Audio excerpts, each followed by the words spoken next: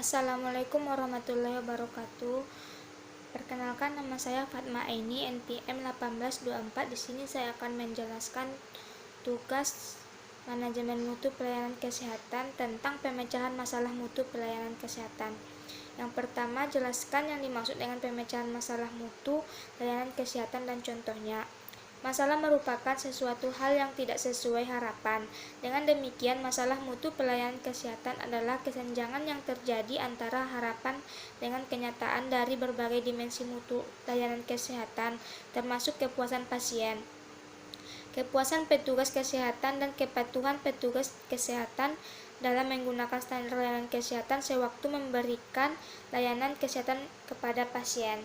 Contohnya yaitu saat seorang pasien berkunjung dan melakukan pengobatan di puskesmas, dari saat proses administrasi pengobatan serta pengambilan obat, pasien merasa tidak puas dengan pelayanan yang diberikan.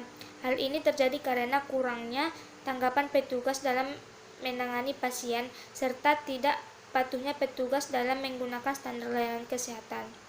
Yang kedua yaitu jelaskan langkah-langkah pemecahan masalah mutu pelayanan kesehatan dan contohnya.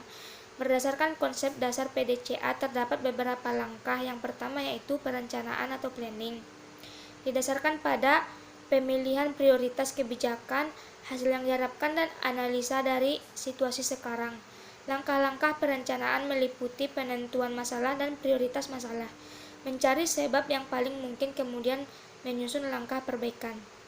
Yang kedua ada pelaksanaan.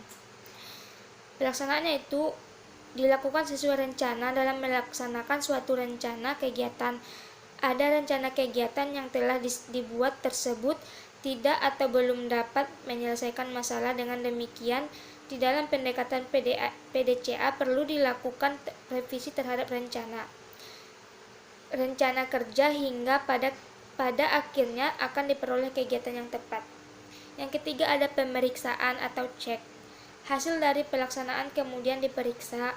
Dasar yang dipakai dalam pemeriksaan adalah yang membandingkan hasil dicapai dengan perencanaan atau target yang telah dibuat untuk menentukan apakah kegiatan berhasil atau tidak. Yang keempat ada perbaikan atau action. Kegiatan dalam perbaikan adalah mencegah berulangnya persoalan atau masalah yang sama. Hasil ini dapat dilakukan dengan standarisasi, yaitu mempertahankan standar atau mengadakan perbaikan standar pengawasan dan pengaturan.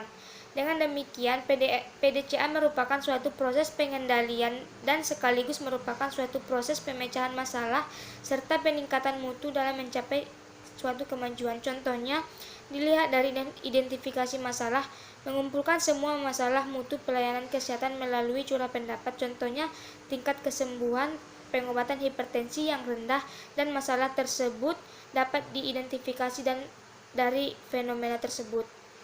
Yang kedua, penentuan prioritas masalah. Setelah diidentifikasi, maka menentukan prioritas dengan cara yang digunakan untuk menentukan prioritasnya, yaitu contohnya pengobatan. Yang ketiga ada pembuatan pernyataan masalah. Masalah yang telah ditetapkan sebagai prioritas dan merumuskan dengan jelas dengan jawaban unsur 5W tambah 1H. Contohnya pengobatan hipertensi yang rendah, berapa besar masalahnya, di mana masalah itu terjadi, siapa yang terkena masalah. Yang keempat ada pembentukan kelompok.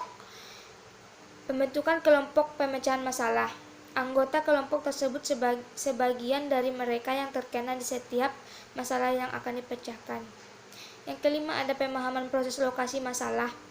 Kelompok pemahaman masalah harus mempelajari dan mengetahui di mana proses lokasi masalah terjadi. Contohnya, dalam promosi kesehatan hipertensi, kita dapat mengetahui lokasi yang sesuai dengan prioritas letak masalah tersebut.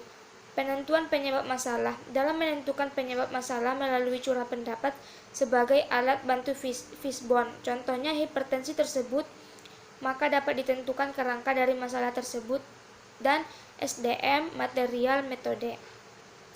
Selanjutnya yaitu penentuan alternatif pemecahan masalah. Jika pengumpulan data telah terlaksanakan dengan baik dan benar, penyebab masalah terpilih telah ditetapkan dalam langkah ke depannya. Selanjutnya ada penerapan pemecahan masalah. Semua perencanaan harus sesuai dengan rencana kegiatan yang telah disepakati. Yang terakhir ada pemantauan dan evaluasi. Pemantauan dan evaluasi apakah pelaksanaan sesuai dengan arah yang tepat. Contohnya, capaian vaksin yang kurang dengan pemahaman masalah setelah tercapainya masalah tersebut. Terima kasih.